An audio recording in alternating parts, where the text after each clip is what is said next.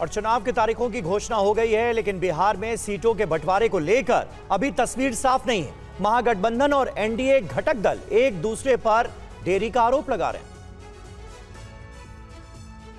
RJD नेता तेजस्वी यादव ने पटना से मुंबई रवाना होने से पहले पत्रकारों से बात की।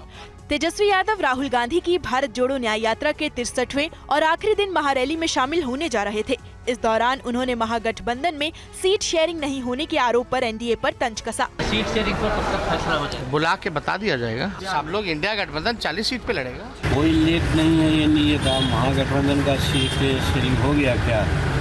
उन लोगों का नहीं हुआ है तो लेट कैसे? बताया जा रहा है कि सोमवार को दिल्ली में बड़ी बैठक में बिहार महागठबंधन की सीटों पर मामला सुलझ सकता है। घटक दलों में आरजेडी से सबसे ज्यादा 28 उम्मीदवार होंगे, वहीं कांग्रेस को 9 जबकि 4 सीटें लेफ्ट पार्टियों को देने की संभावना है। बताया जाता है कांग्रेस 11 सीटों पर अड़ी है। सूत्रों के मुताबिक एनडीए खेमे की बात करें तो बिहार की 40 सीटों में से जेडीयू 16 और बीजेपी 17 सीटों पर चुनाव मैदान में उतरेगी। एलजेपी को 4, वहीं उपेंद्र कुशवाहा को 1 और पशुपति पारस को भी 1 सीट मिल सकती है। चुनाव तारीखों की घोषणा के बाद राज्यों में राजनीतिक हलचल तेज है। इस वक्त की बड़ी खबर, उत्तराखंड में कांग्रेस को बड़ा झटका लगा है। कांग्रेस विधायक बीजेपी में शामिल हो गए हैं। राजेंद्र सिंह भंडारी बीजेपी में शामिल हुए हैं।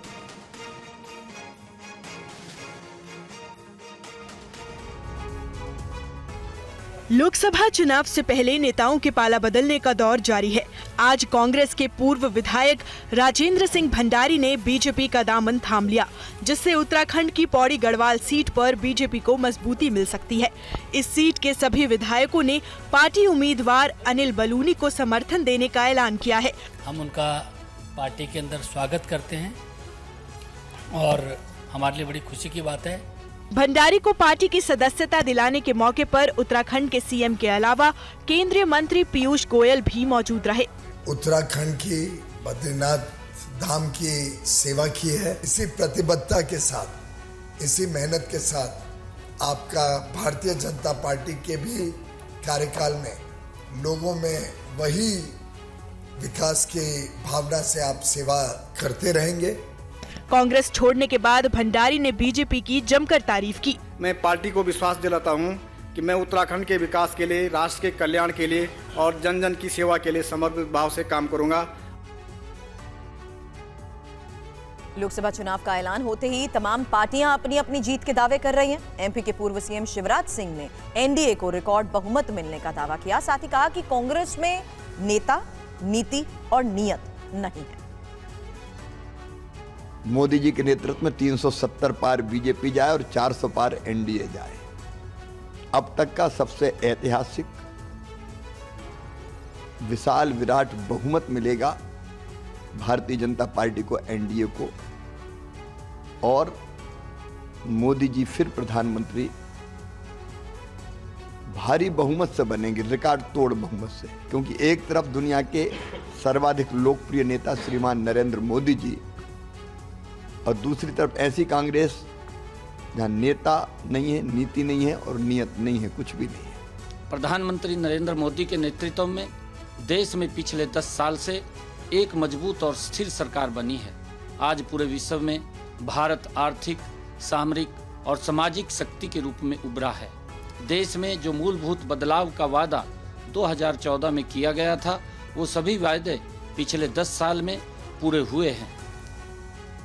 बीजेपी के दावों के बीच कांग्रेस ने 5 न्याय गारंटी के साथ लोकसभा चुनाव में जाने की तैयारी शुरू कर दी है। कांग्रेस नेता जयराम रमेश ने इसकी जानकारी दी और ये भी बताया कि पार्टी ने 25 गारंटी भी दी है। कांग्रेस पार्टी की ओर से, कांग्रेस नेतृत्व की ओर से, कांग्रेस अध्यक्ष की ओर से, राहुल जी की ओर से जो किए गए हैं वो इसमें जानकारी दी गई है। तो कुल मिलाकर 2024 के चुनाव हम 5 साल के लिए जनादेश मांग रहे हैं। 5 न्याय के आधार पर, 25 गारंटियों के आधार पर। तो 5-5-25 यही हमारी चुनावी रणनीति है।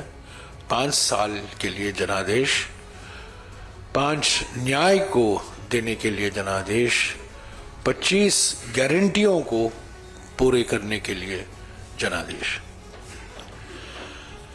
तो ये रहा भारत जोड़ो न्याय यात्रा को लेकर जो मैं आपको जानकारी देने वाला था, और परसों हमारी मैनिफेस्टो कमेटी की वर्किंग कमेटी की बैठक होगी। उसके बाद हमारी जो घोषणा पत्र है, संकल्प पत्र है, वो हम प्रकाशित करेंगे।